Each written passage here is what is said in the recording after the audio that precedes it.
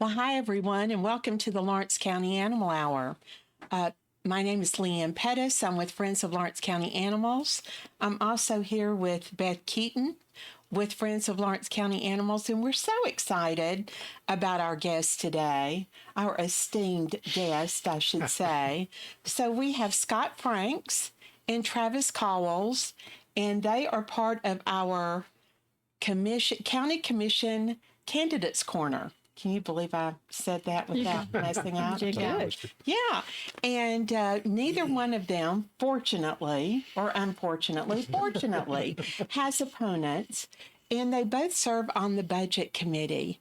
So we decided that we would invite them on at the same time and just have a great conversation about Lawrence County animals. So welcome, everyone. Thank you. Glad to be here. Both of you. And also, Beth, do you want to mention our other guests that we have as well? I do want to mention our other guest. And you guys don't get your feelings hurt, but I think Lucille's the most important one here. She's the star. She is the star. And Lucille, I need you to kind of look, well, she's a little bit camera shy, but I need you to look at the camera, Lucille. As you can see, she's in my lap. She's a small dog. She weighs about 27 pounds, and she's about 4 years old. She's been spayed. And little Lucille came from an abuse case right here in Lawrence County. And the shelter has actually had her almost a year because cases are drawn out, and sometimes it takes a while for people to surrender the animals, and Ginger cannot adopt them until they are surrendered or the case is closed. And I think you guys talked about that with District Attorney Brent Cooper. We did. Yes. We did. And we would like to see those cases move a little faster, if possible. But Lucille is now a member of the Lawrence County Shelter, and she is up for adoption. And she is precious. She's a wonderful dog. She walks well on a leash. She's well behaved. And she also has a spot. I don't know if everyone can see it because it's on the other eye, but you probably will before the show's over. What is it? Someone said I don't know if we want to advertise, but she looks like a store in Florence with that little thing around her eye. Yes. But anyway, Lucille is a great dog. She's having to learn to trust. She's got to learn that people do love animals and they will love her. But I mean, you can see she's just a great dog. She went out on a doggy adventure to David Crockett State Park a couple of weekends ago. Oh, she did. She did, and she did great. She rides well in the car.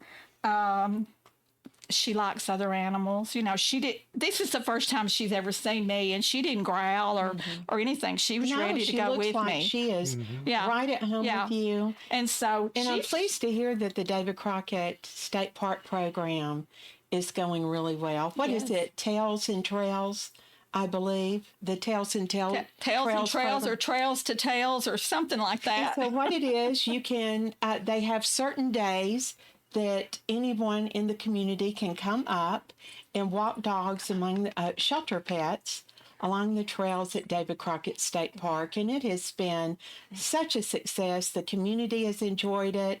Our shelter doggies absolutely love it. And what a treasure we have with David Crockett State Park in our own backyard. Yes, and when people come and take the dogs out for a trip like that, it really helps the shelter know how the dog reacts around people, around cars, around kids, because a lot of times in the shelter, you don't have any idea until you get them out. So Lucille did great. She got all A's on her trip. Oh, that's great, Lucille. So if you would like to adopt Lucille, you can call the shelter at 244-0265, or you can visit 815 Gaither Avenue in Lawrenceburg. That sounds great. And you forget all of that, just call WLX Radio, and Charlotte will put you in touch. Now, I want to ask both of you, do you have any pets currently in Travis? I know you do because I talked to Beth. I talked to Beth, and I should know your dog's name because I hear Dixie. Dixie. How could I forget it? It's Dixie. And Dixie will walk kind of prance in front of Beth's house, and then her dogs really are just waiting for that moment to be entertained, and they just have the best time.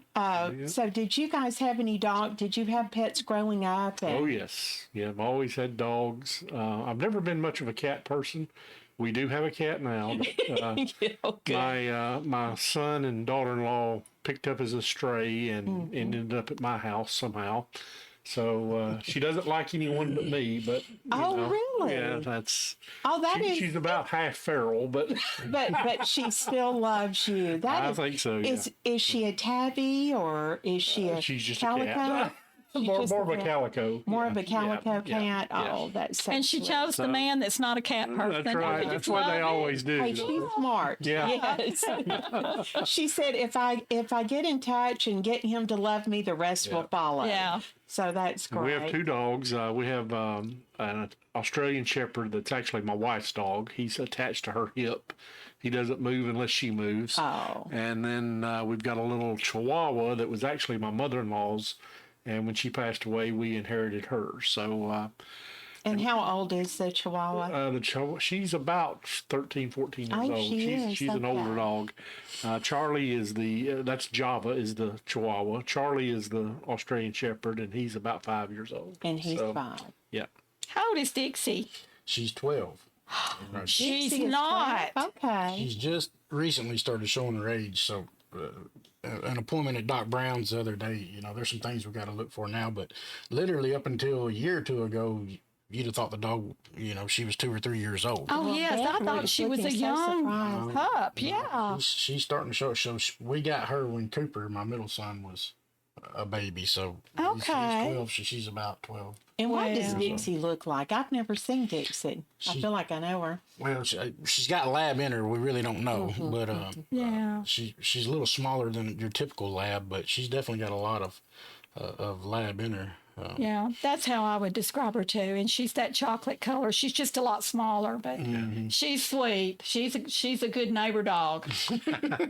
Now, I want to thank you both for serving on the budget committee. That is such an important committee for the county, and you do so much. And I know that budget season's right around the corner. It is. In fact, does it ever end? It just seems like by the time you put it to bed, you're Right. discussing for the next year. Well, what most people don't realize about the budget is you think it's a one-time thing, but the budget is sort of a living document. We do it in, April, May, get it passed before July 1st. And it's sort of our plan for the year. But then things come up through the year, Yes. whether it be an expense you weren't expecting or, a disaster or something, or maybe we get an influx of money. That happens occasionally. Yes, and that's a good news, Yeah, that's isn't a good, it, that's when a good that time. happens? But Well, remember us when that happens. Right, Okay? right. But so you're constantly having to adjust it, and you'll hear at our meetings we have budget amendments, and sometimes we're having to shift money around, from what we had originally planned and move it from one category to another and that sort of thing. So yes, it's a constant. We meet probably once a month most of the time, if not once every other month, to adjust the budget and all before each commission meeting. So. And do the committees, because I know that there are quite a few committees, and do they send recommendations to the budget committee in many cases They if do. it affects them at all? Right. I mean, Okay. say the facilities committee, determines there's a need for something, they would go to the budget committee. Can we afford to do whatever it is needs to be done? Or, many other committees that we have, that anything that's going to impact the budget has to come through the budget committee before it goes to the full commission. So. And we want to thank you. This is always a good time, and we want to mention this. The county, we receive an appropriation from the county commission for our spay-neuter program called Lawrence County SNPs, which spay-neuter is a positive solution. Last year, we spayed and neutered over 500 animals, correct, Beth? Yes. Isn't that about right? Yeah. Lots of animals, and dogs and cats. You'll be pleased to know. How is your cat issue, Travis? It's not, the spay and neuter thing works. It's working, isn't it? It Yes. absolutely works. Yes. And so for those of you, of course, we have clinics, and of course, we have our local vet partner, Dr. Brady Brown. But we've also been able to tackle a few of the feral cat colonies. And we started off with one of the oldest ones in Lawrenceburg, which is we refer to it as the Taco Bell Rotary Park kind of colony that kind of okay. drifts back and forth and close to your office as well. And so you can tell that we've had a couple of volunteers that really worked with the people in the community in that particular area. And so I'm pleased to sit here that you can really tell a difference Yeah, there. no, absolutely. And I'm just speaking for myself, and I'm sure he would probably agree, but we're very, very cautious of spending tax dollars. But when y'all brought that forth, I don't remember how many months ago it was, but that you had volunteers doing the work, and literally every bit of money of the tax money that was going to that was going to actually pay the vet for the spay and neuter. Yes. And in my opinion, I don't know of a better way of spending tax dollars, because it saves so much money it keeps them out of the shelter later on. In the long run, Yeah, it saves a absolutely, lot. right. It saves taxpayers money in the long run. Absolutely. Right. Even though and let me say this, we have a great community because everybody has so many animals. I mean, you go into Tractor Supply or Kroger where people buy their food and you talk to them, and that everybody has multiples. And Ginger has done a great job. Our local adoption rates are high, but we cannot adopt ourselves out of this situation. And the way that you do it is with spay and neuter. So if you do need financial assistance with spaying and neutering your animals, spring is here, and you know what that means. Please call area code 931-852-4907, and a volunteer will return your call within 24 to 48 hours. We also have clinics. We have one that's upcoming April the 20th. And I think we'll end up having another one in May and June. Please like our Facebook page. That's Friends of Lawrence County Animals. And the minute we have one scheduled, we will announce it on our Facebook page. And then you can email your contact information to the email address provided. And it is first come, first serve. We have a we try to get the most bang for our bucks. So we have partners, spay neuter partners, they're spay neuter clinics, CASA, which is in Columbia, and we've just created a new partner or developed a new partner with in Huntsville, the North Alabama Spay Neuter Alliance, and it has been great too. So this next clinic is going back to Columbia, and we thank everyone who have participated. And look out on our Facebook page for any upcoming events. Again, we'll have one in April 20th, as well as May, June, and probably July as well. I also want to take this time, before I forget, to thank our sponsors. We could not do this without them. And so if you do go into their offices, and practices, please give them a big thank you. Parks Lumber Company, Story and Lee, and Hearing Services of Middle Tennessee. We so appreciate them and their sponsorship of this program. So our shelter, is relatively a new project, and thank you so much for working and getting that launched for the county. And of course, our county continues to grow, 45,000 people. When budgets are tight, and they often are, as I would assume they're probably going to be tight for the coming year, how would you protect essential services while still being fiscally responsible? How do you prioritize? And again, it's so good that you guys are with the budget committee, and maybe you can elaborate somewhat on that. Well, I'll add this. The one thing about the budget people don't realize is there's a lot of things in our budget that are mandated by the state. Okay. So you look at an overall budget of, $75 million or whatever it is. You think, well, that's a lot of money at our disposal, but it's really not, because you've got certain, the sheriff's department, the roads, there's certain what we call maintenance of effort. Yes. That you have to continue to fund. And so really, when you get down to it, the actual, what I call discretionary part of our budget is very small. So, we just have to, and like you said, we have to sort of prioritize at that point. And what is going to be the biggest bang for our buck, and maybe something that we fund this year we can't fund next year, or we need to put something off a year or something of that nature. And that's where the rubber hits the road in our meetings. A lot of times we sit around and we talk about that a lot. And I know and those are try to do difficult decisions It is. sometimes. It is. There's a lot of things that we wish we could fund that we simply don't have. And the only way you can fund it is to cut something else or raise tax money. Or raise taxes, right. That's the only way around it. So it's an ongoing dance, I guess you could say. Yes. And then we also, in our budget, though, we conservatively budget. So at the end of the year, a lot of times we end up with a little more money than we had planned because of our conservative budgeting on the front end.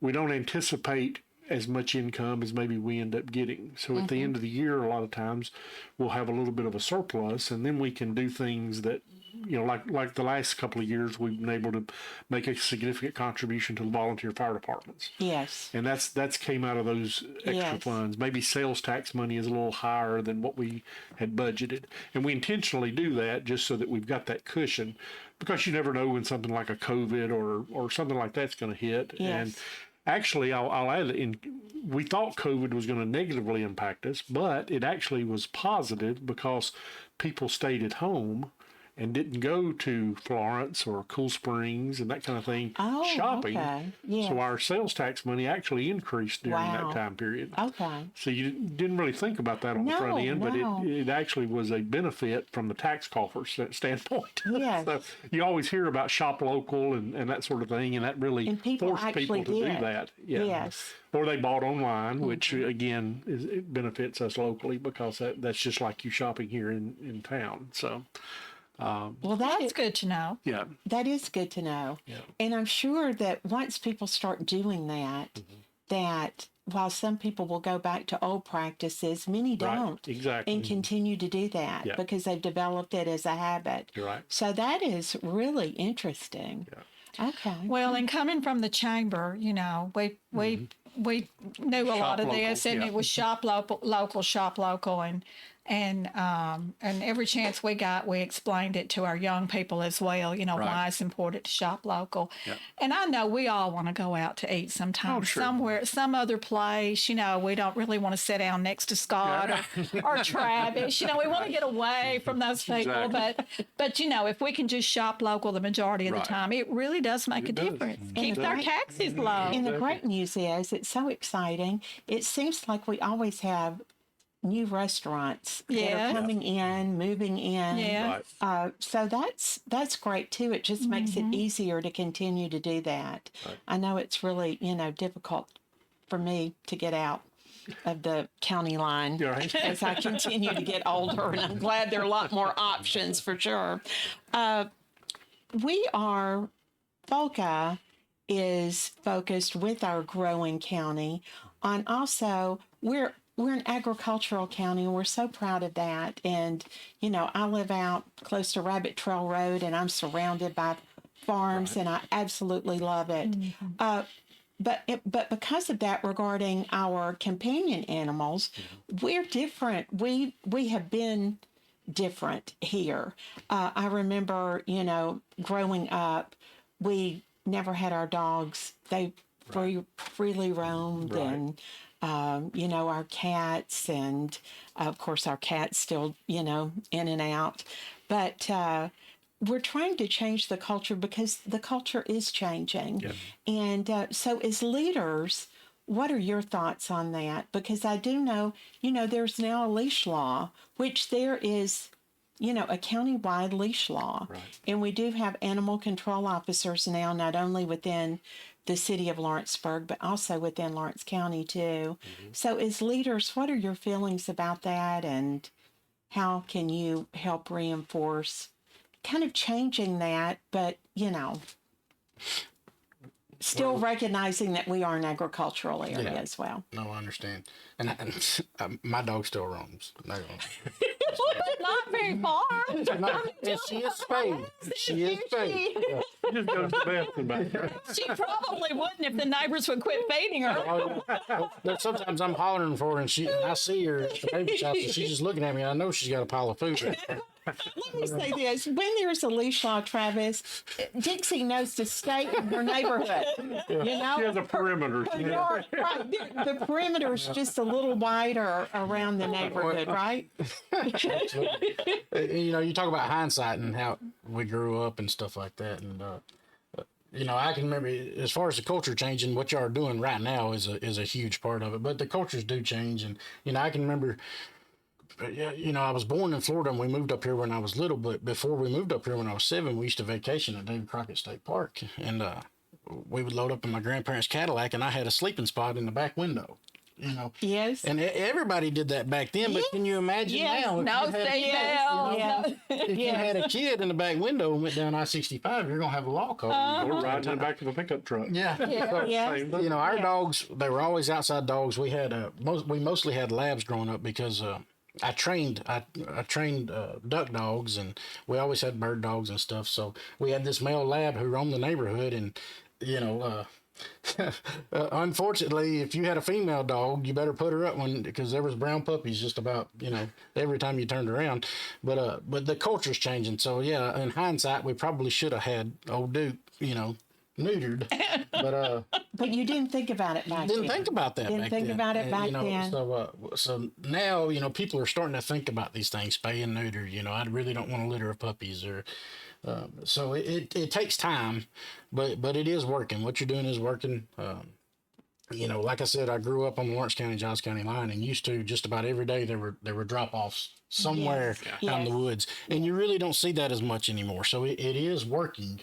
It just That's takes good time. to hear. So And we have heard that from especially other farmers.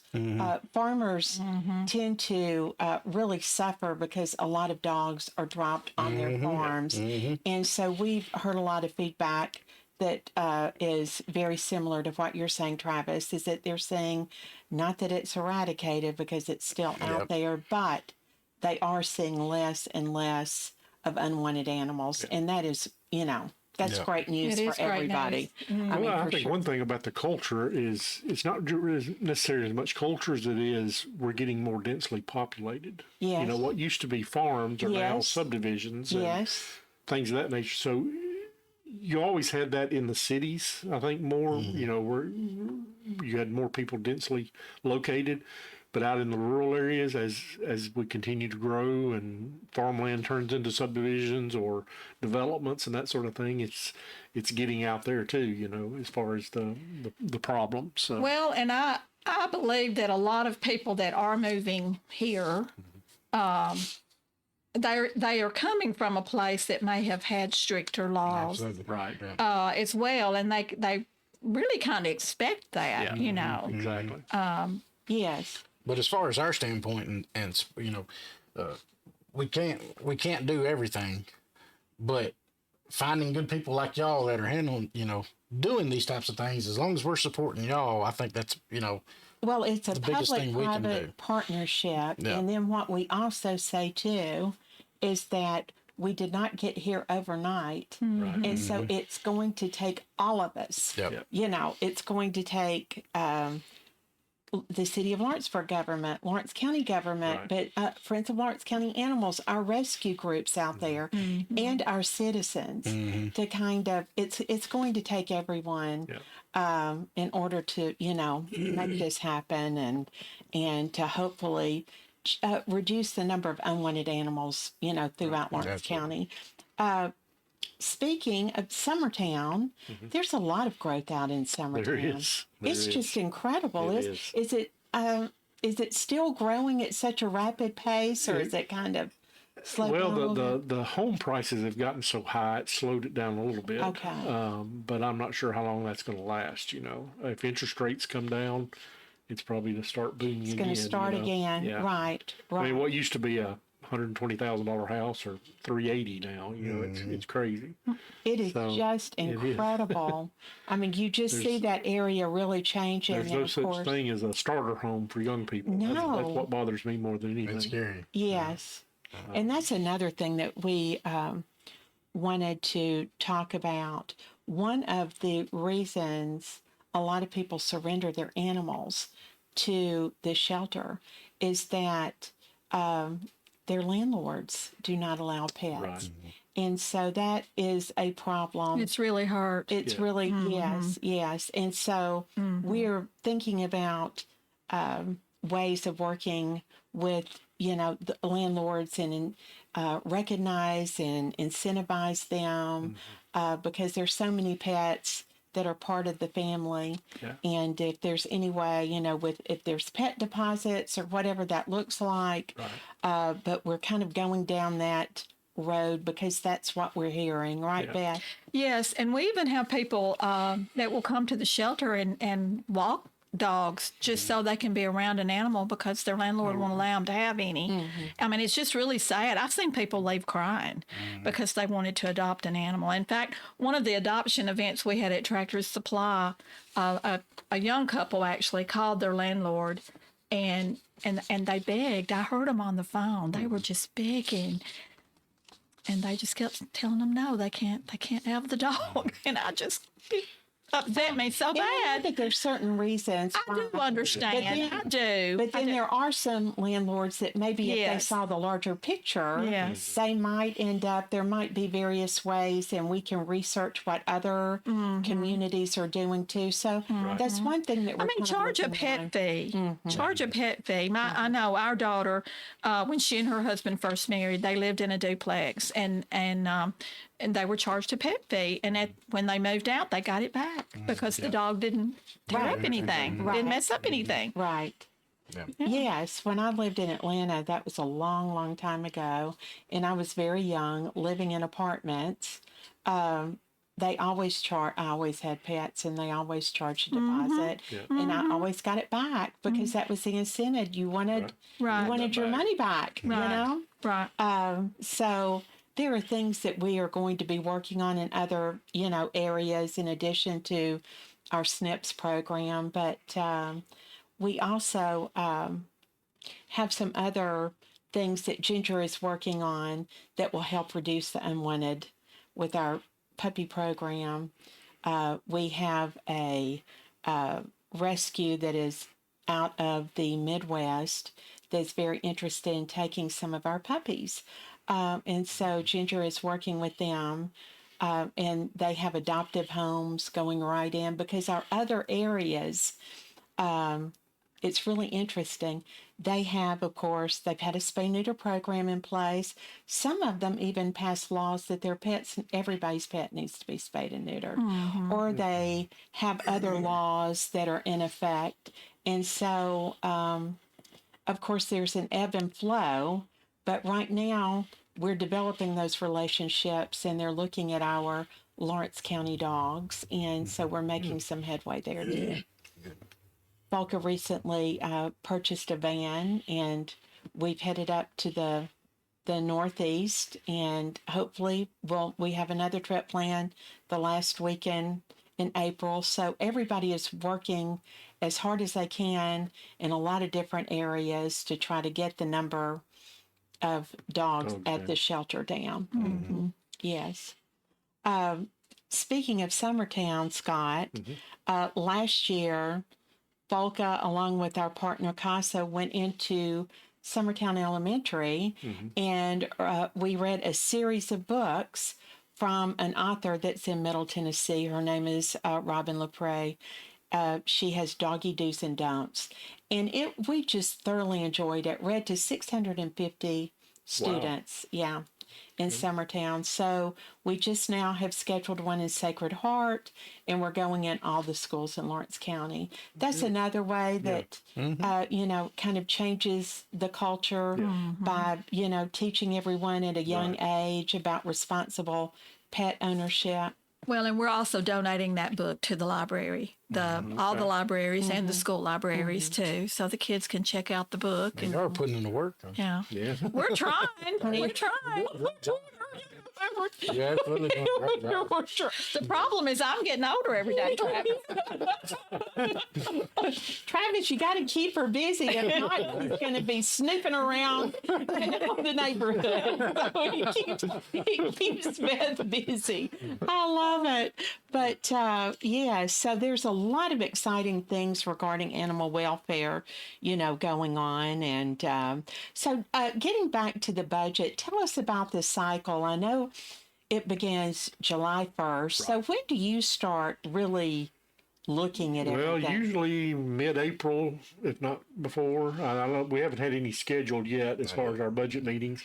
And typically the way it works is, I guess David will be meeting with each of the department heads, and they'll be making their requests. And he and Brandy usually bring that before the committee. And we'll do a series of meetings.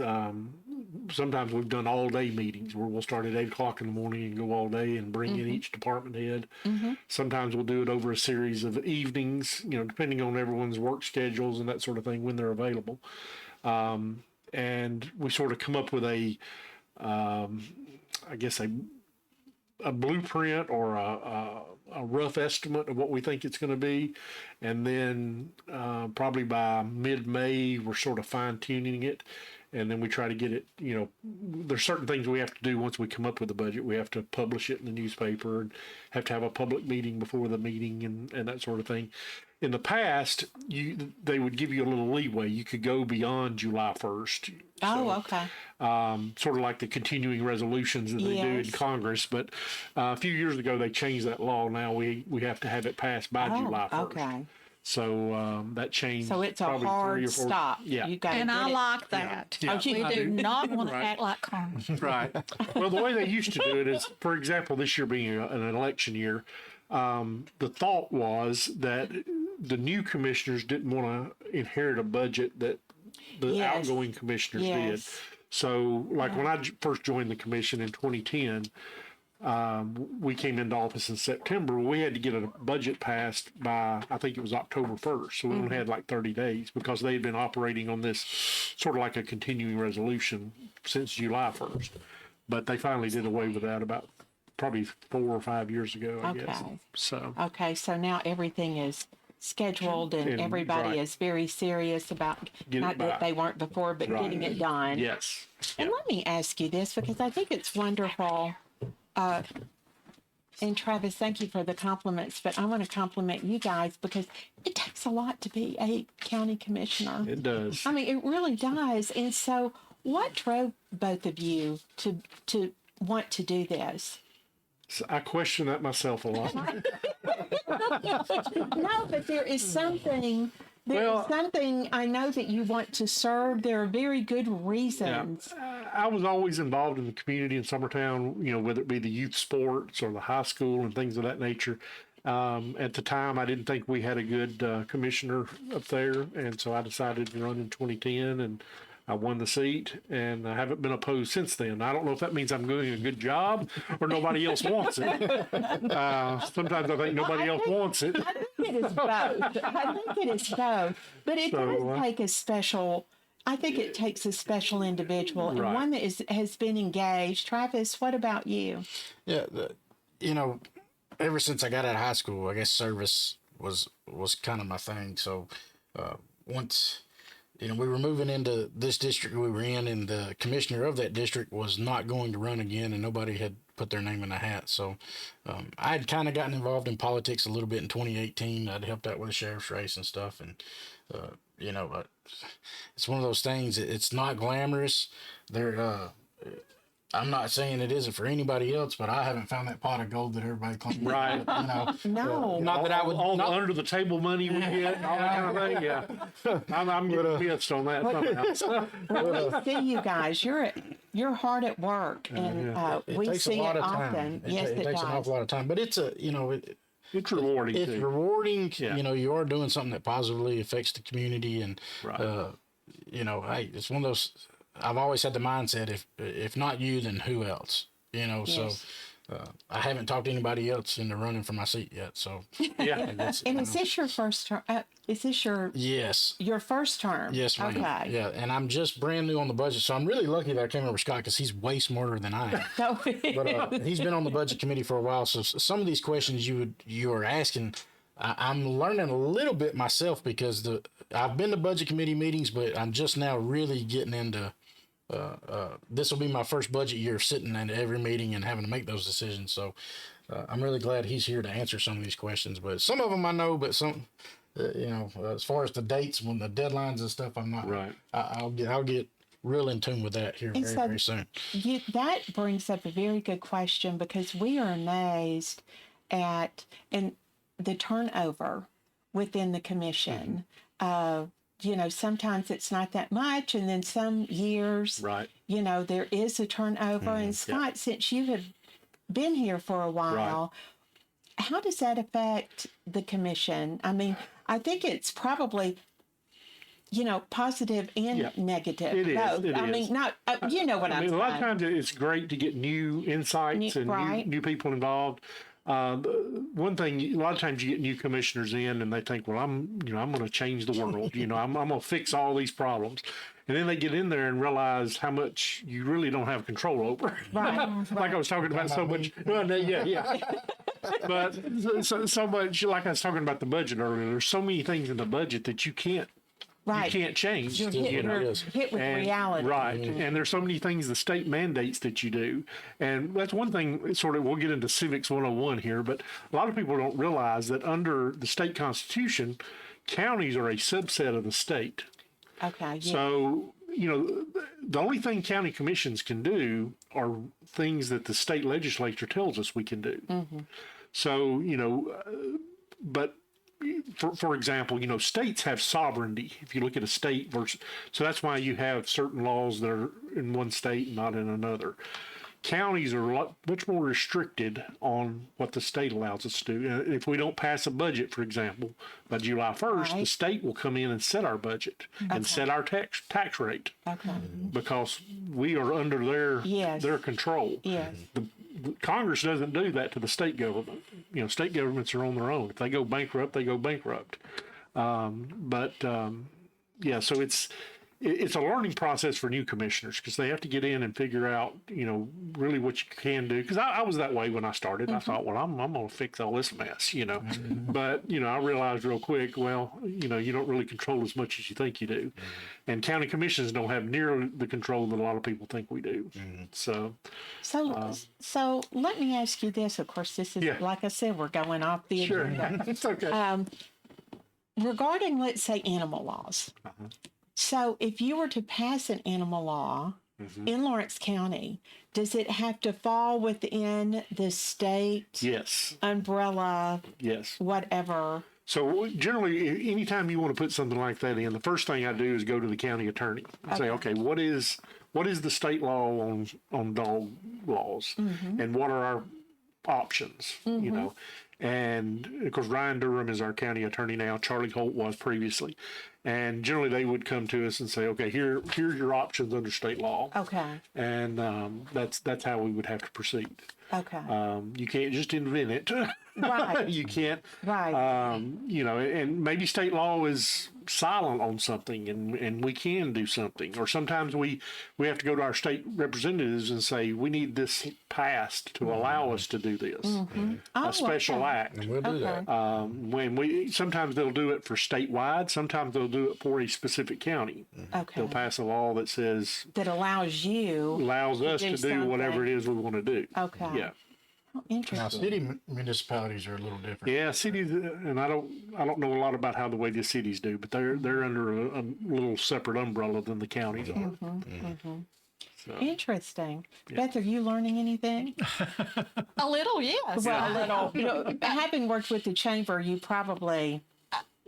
A lot of it I've Yeah. heard, knew, yes, but not everything. I mean, mean, I knew the state held a thumb on us, They do. They do. but I didn't know how much Right. a thumb. Right.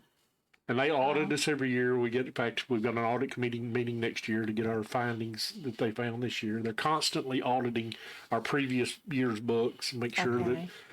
Everything is correct and, we're following proper procedures on contracts and bids and that sort of thing. So, So that's wonderful to know It Yeah. is. for the community. It keeps, it makes sure that good governance, Right.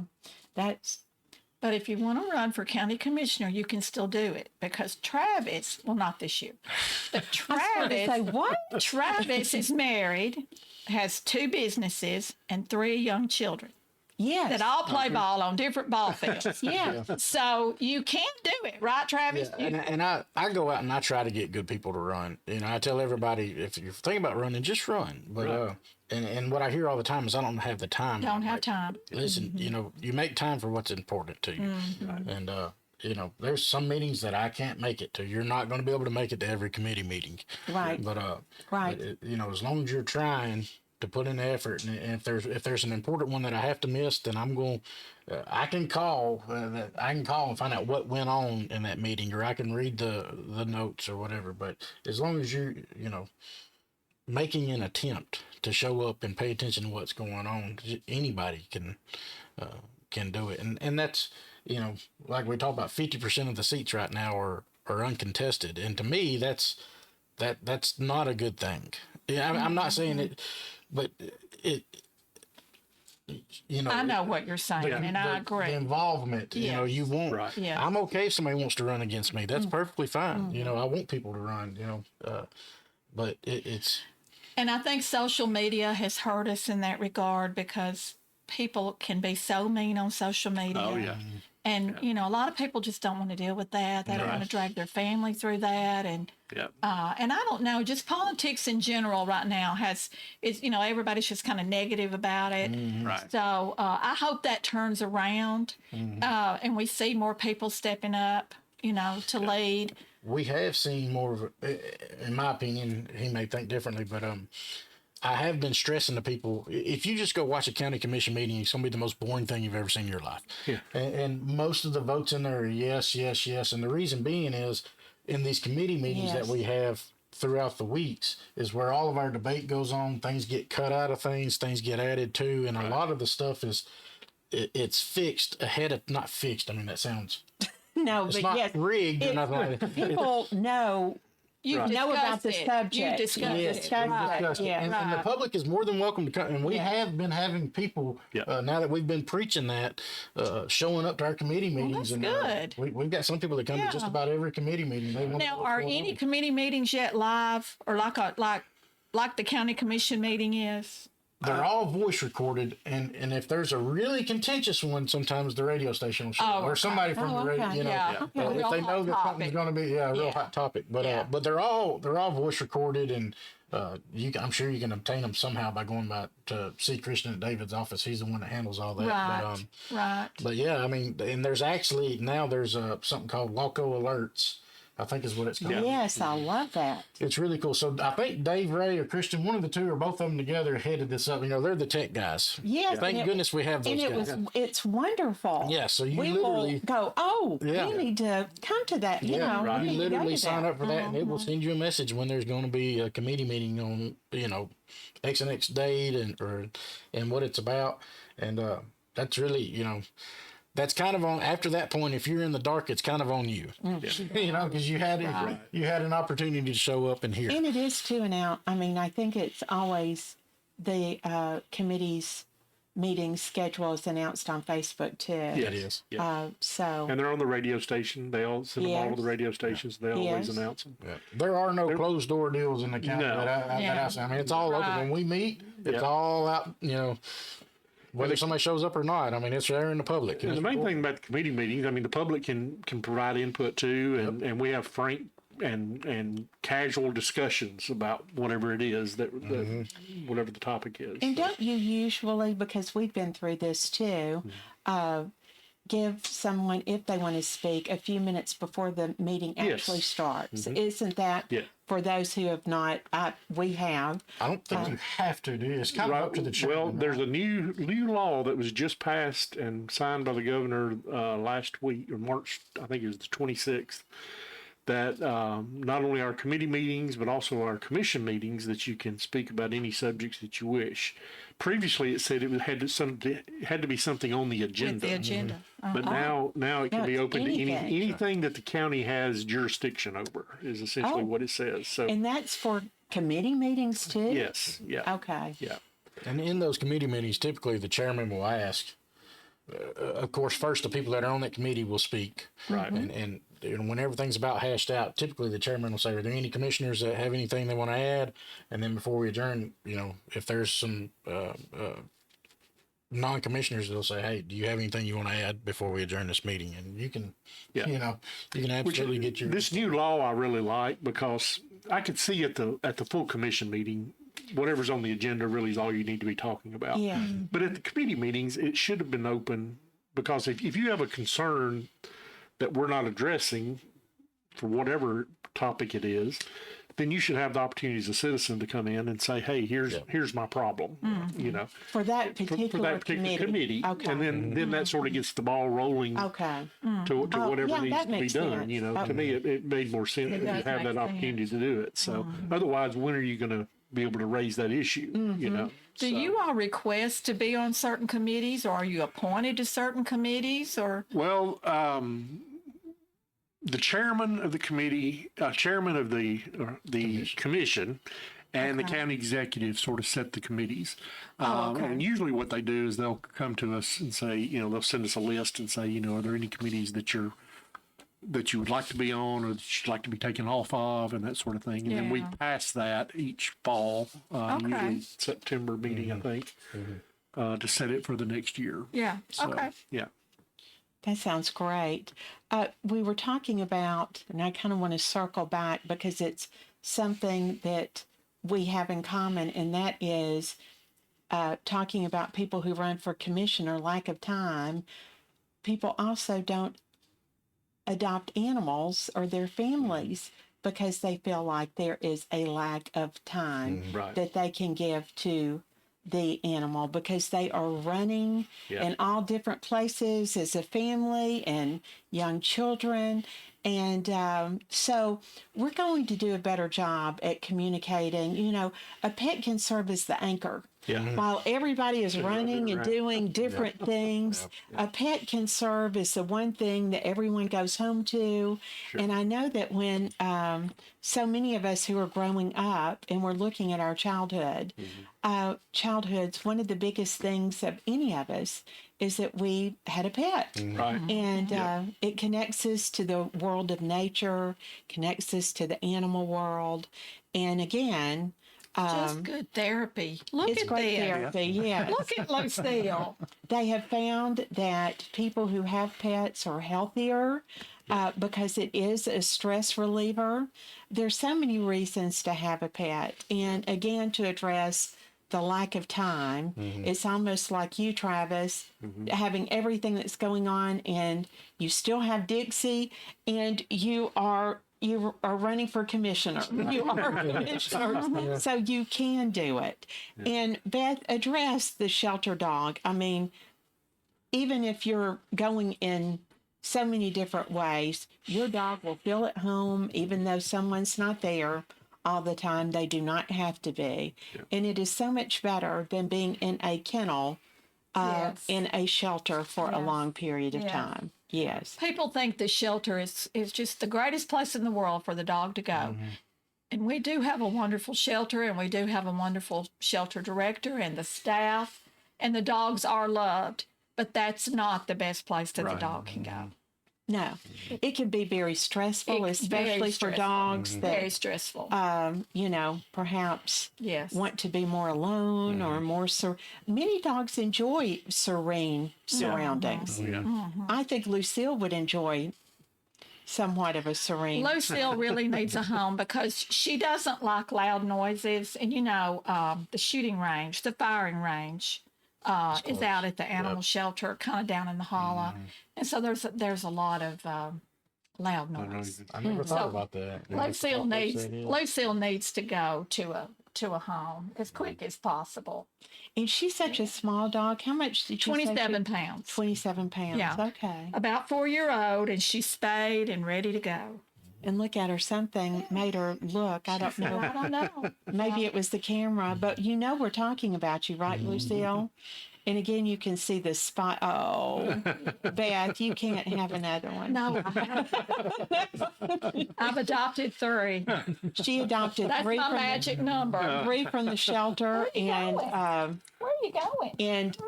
Lily Mae was there. I mean, how old is Lily Mae? Lily Mae is probably 8 now, 8 or 9, and And then Sugar. Sugar's 6, and Otis is he's probably 4. A 4. He's Okay. probably 4, Okay. maybe 5. You know, it's hard to know unless someone brings in a dog and surrenders the dog and tells you exactly their birth date. You know, the vet looks at the teeth and just kind of guesses. So. So Yeah. we wanted to talk about, we mentioned landlords and recognizing pet-friendly landlords, other things that Folka wants to do. We've been so busy, but we still always talk about what else can we do. We have started, in fact, we have a wonderful volunteer that is taking our older dogs to the senior centers and pairing great. them. They love the time to be petted. I know Edna goes quite often. The center loves them, and hopefully one senior might have room in their homes to go ahead and adopt. So we've started doing that. We've also started the kibble cupboard, and again, it's keeping dogs in their homes whenever possible. And so many families kind of go through temporary financial hardships, and they would rather feed their dogs before even feeding themselves. So we have it set up at the shelter. If anyone needs help regarding, their dog or cat food, you can go there and receive, food for your animal until you, are able to get back on your feet. So those are some initiatives that we've done. And we also had a meeting just recently, yesterday, with our city and county partners, Beth, and kind of ran through some of the things that we're looking at. Possibly we talked about the quarantine and intake center. Yes.